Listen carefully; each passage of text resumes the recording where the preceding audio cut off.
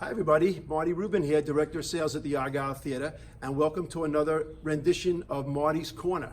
And it's our pleasure to have Callee Miles, okay, as our special guest today. Hello. Callee is burning up the stage as Diane, Elvis Presley's girlfriend, in the hit musical $1 Million Quartet. So welcome, Callee. Thank you so much, Marty.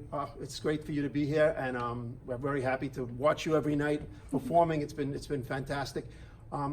What is it like being the only female in the cast? Yeah, in the cast, it's being the only girl I hardly even notice it. It's a great group of guys. They're wonderful, wonderful young men. But it's very interesting being the only woman in a room in 1956 and being the only woman in the room in 2019 are two very different experiences. There's a lot of things that cross over, Yes. that I can use from personal experience. But being the only woman on stage, I think one thing I love about Diane is that she doesn't try to be one of the boys. She doesn't try to fit in. She knows, okay, I can bring something different to Right. this. I have a different point of view. Talking to Phillips, I have a different point of view. I can work this relationship and I can kind of manipulate him into doing what she wants in a way that is completely and totally feminine.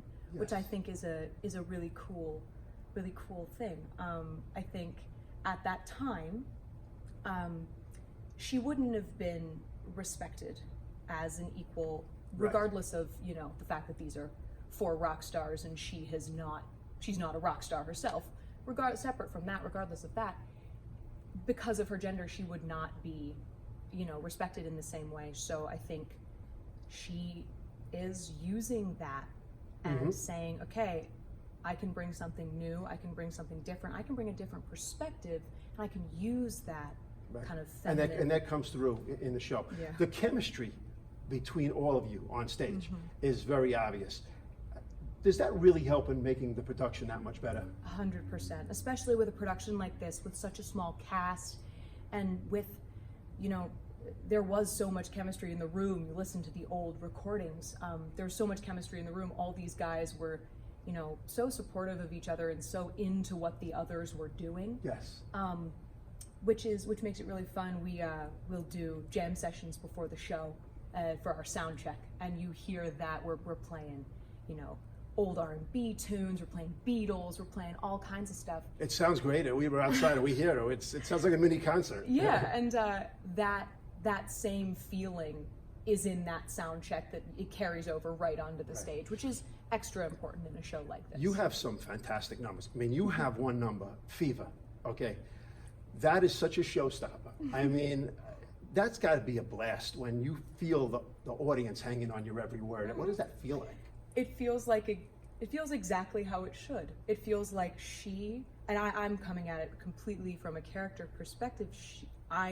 I want everyone in the room to be hanging on my every word, because that's the song I chose. And of we the do. entire canon that I could have picked, I picked Fever.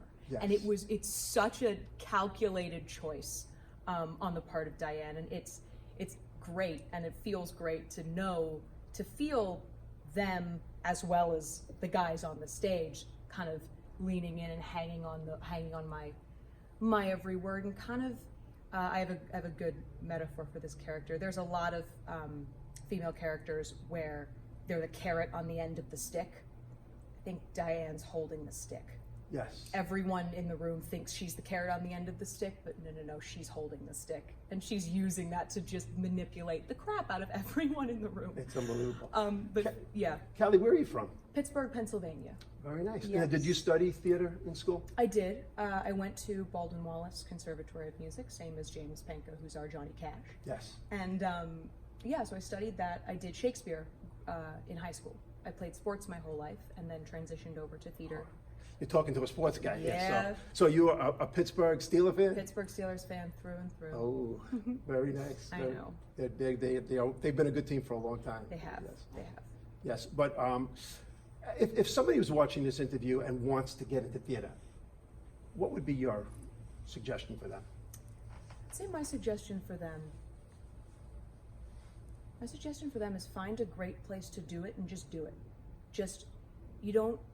and I've struggled with this as well. You don't need, you know, a ton of A-list training. You don't need a ton. What you need is you need passion for the thing. You need training, and you need to go get that training yourself. Right. So whether that's finding a camp, like a summer intensive, whether that's, you know, doing community theater shows, you know, whether you're, you know, 7 or 97, doing community theater shows.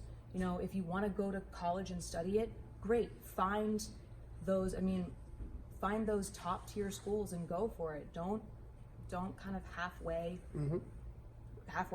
go for it.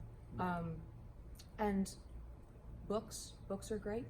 Find books, watch theater, watch TV, watch movies, and figure, more than anything though, I think I've listed so many things, but more than anything, I think it's, in order to be an actor, you have to be a person.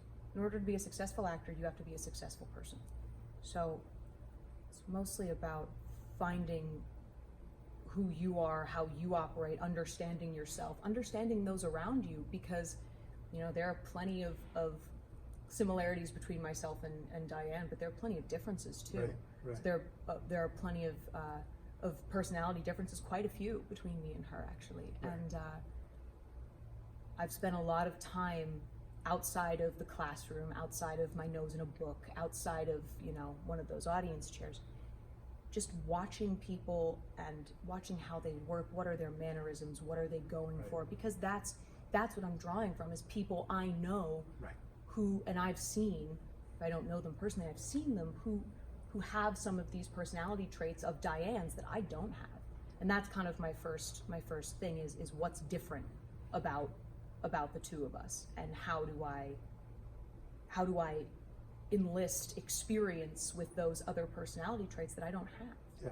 If somebody's watching this right now and is thinking about coming to see $1 Million Quartet and seeing Callee playing Diane, Elvis Presley's girlfriend, and all this dynamic cast, what would you say to them to make them want to come to the show? To make them want to come to the show, I'd say get your butt down here and see this show. It's a pretty darn good piece of theater. But to make them want to come to the show, I mean, the music is phenomenal.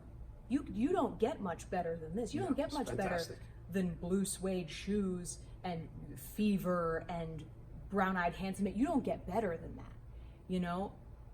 To come down. If you're not into theater, my dad's not into theater at all. He's excited to see this show. He hates theater. He's a sports guy. He's excited to see this show because it's all the music that he loves. It's a 2-hour jam session. Regardless of whether you like theater or not, it's a 2-hour jam session. It's fantastic. You know? Right.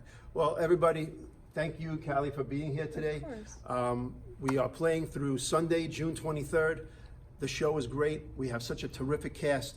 Come down to the Argyle Theater and have a great time. It's a party down here. Yes, so we'll it see you all out here at the Argyle Theater.